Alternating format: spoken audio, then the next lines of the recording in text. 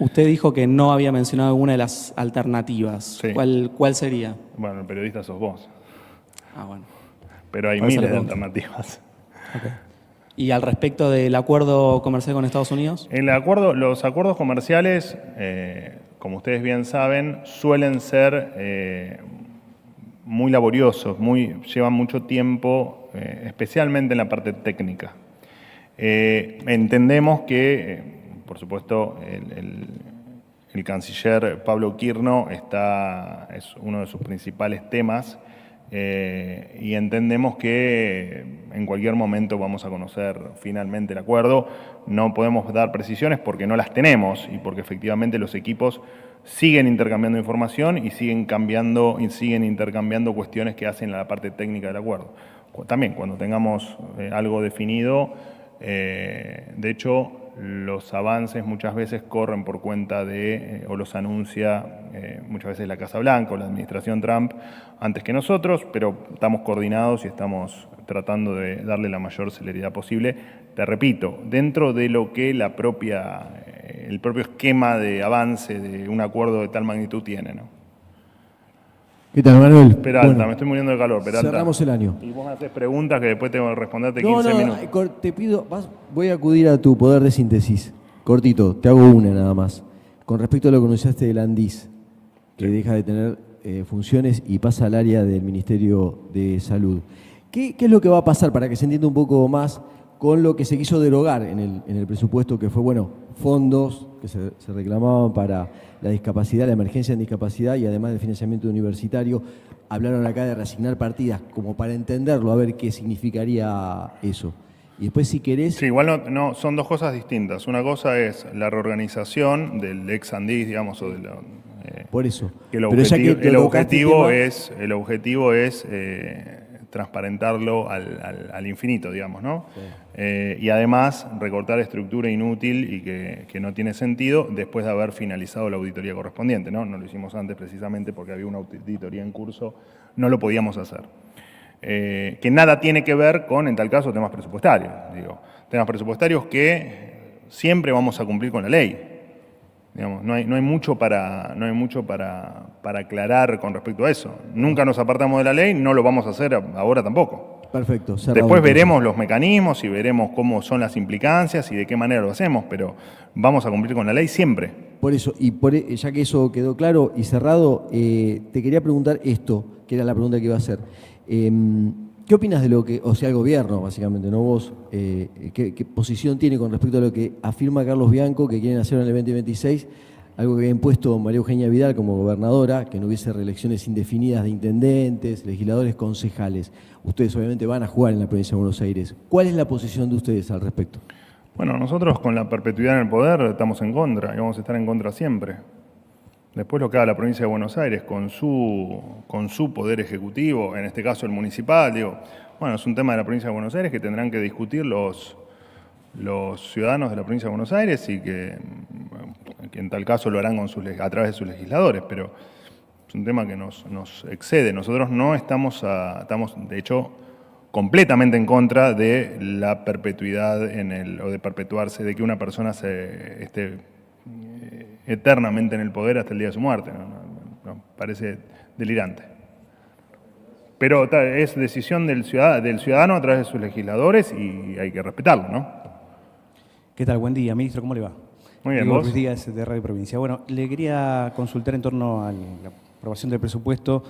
El presupuesto universitario que se aprobó finalmente es el mismo porcentaje del PBI que el año 2005, para el funcionamiento de más universidades, obviamente, que el año 2005. Hay muchas más universidades. Varios rectores han sostenido que va a ser difícil que pueda funcionar la universidad este año. Incluso se habla de cerrar el segundo cuatrimestre. Bueno, ¿qué posibilidades hay que el gobierno rearme partidas o, en caso de necesitar, auxilie a las universidades públicas? Eso por un lado. Por otro lado, quería consultarlo en torno a las declaraciones del presidente ayer, en un medio británico, en torno a tomar en cuenta la opinión de los habitantes de Malvinas, una población implantada.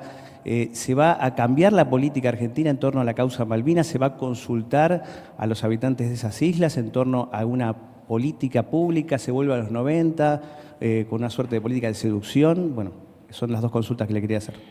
Primero, con respecto a las universidades, primero hay un tema estrictamente conceptual con respecto a todas las discusiones de topes mínimos en determinados gastos, no importa, en educación o puede ser cualquier otro, nunca se tiene en cuenta la eficiencia en el gasto. Entonces, hablar de números en abstracto no sirve para nada, digamos, hablar de 2, 3, 5, 10% del presupuesto no tiene ningún sentido en tanto y en cuanto no se evalúe, no se audite y no se corrija los desvíos que pueda tener la administración del presupuesto del que ya dispone.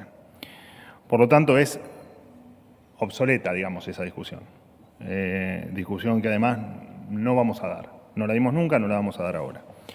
La amenaza de cierre de universidades, de privatización de universidades y de no sé cuánta pavada más que han dicho, siempre nos parecieron cuestiones delirantes.